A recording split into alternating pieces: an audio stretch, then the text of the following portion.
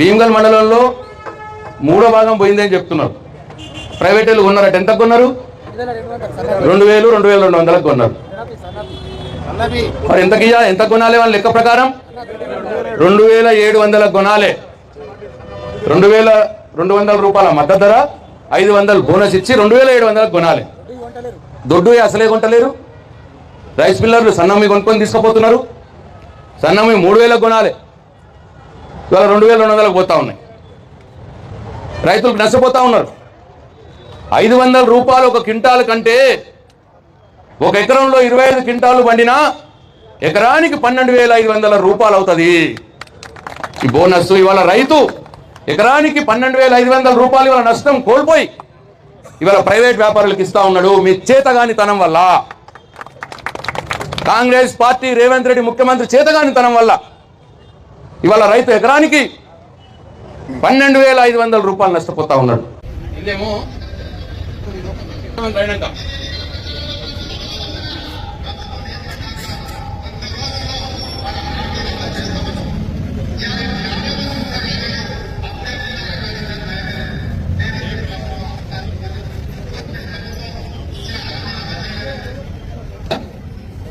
నేను ఎన్నికల ప్రచారంలో 100 రోజుల్లో నా హామీలను అమలు చేస్తా అని చెప్పినా 50 రోజులు కూడా కాలేదు. ఈ బామారులు ఇద్దరు వెంబడ పడుతున్నారు. ఇవాళ ఇక నేను అడుగుతున్నా, నన్ను ఏమనుకుంటావా నీ ఇష్టం. ఇక బామారు అనుకుంటావా, అన్న అనుకుంటావా, తమ్ముడు అనుకుంటావా, నీ ఇష్టం. నన్ను ఏమన్నా అనుకో. ఇక వల్ల నేను అడుగుతున్నా, రేవంత్ రెడ్డి గారు మీరు ముఖ్యమంత్రి ఇవాళకి 112వ రోజు అయింది.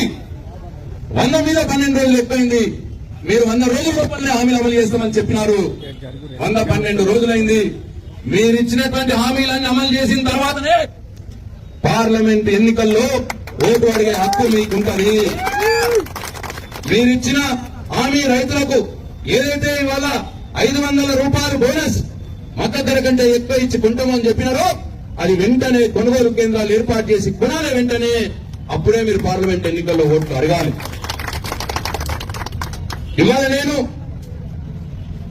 గ్రామాల్లో ఉన్నటువంటి కాంగ్రెస్ పార్టీ నాయకుల మీద ఒత్తిడి తేవాల్సిన అవసరం మన రైతన్నలకు ఉన్నది. మీ పార్టీ 500 బోనస్ ఇస్తా అన్నది. ఇక ఎందుకు ఇప్పుడు పిఎన్జీ అని చెప్పి ఎక్కడికక్కడ గ్రామాల్లో గ్రామ స్థాయి కాంగ్రెస్ నాయకుల మీద ఒత్తిడి తేవాలని నేను ఇక్కడ ఉన్నటువంటి రైతన్నలకు, బీఆర్ఎస్ పార్టీ కార్యకర్తలకు నేను మనవి చేస్తా ఉన్నా. అప్పుడే మనకు వస్తాయి. అది కూడా ఇప్పుడు ఎన్నికలు ఉన్నాయి కాబట్టే వస్తాయి.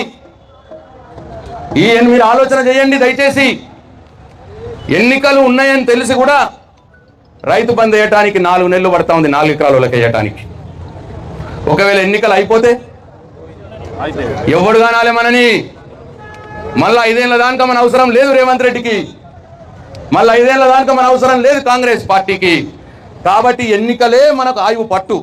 ఇప్పుడున్న పార్లమెంట్ ఎన్నికలే మనకు ఆయువు పట్టు. అయితే ఎన్నికల్లోపు హామీలన్నీ కూడా తీర్చాలి. లేకపోతే కాంగ్రెస్ పార్టీని ఓడగొడితే అప్పుడు వాళ్ళకి భయం పుట్టది. మళ్ళీ ఎన్నికల తర్వాత అయ్యా మేము హామీలు అమలు చేయకపోతే మాకు మళ్ళీ రాబోయే రోజుల్లో ఓట్లు వేయరన్న భయం ఉంటుంది. మన హామీలు అమలు అవుతాయి. లేకపోతే హామీలు అమలు చేయకున్నా, ఈ పార్లమెంట్ ఎన్నికల్లో హామీలు అమలు చేయకున్నా మనం కాంగ్రెస్ పార్టీకి ఓట్లేస్తే ఇక మనం గోవిందనే, మన గతి గోవిందనే. ఎందుకంటే ఓట్లు నేను హామీలు అమలు చేయకుండా నాకు ఓట్లు వేసినారు వీళ్ళు అనే చెప్పే ధైర్యం రేవంత్ రెడ్డికి వస్తుంది. మనకు హామీలు అమలు చేయడు.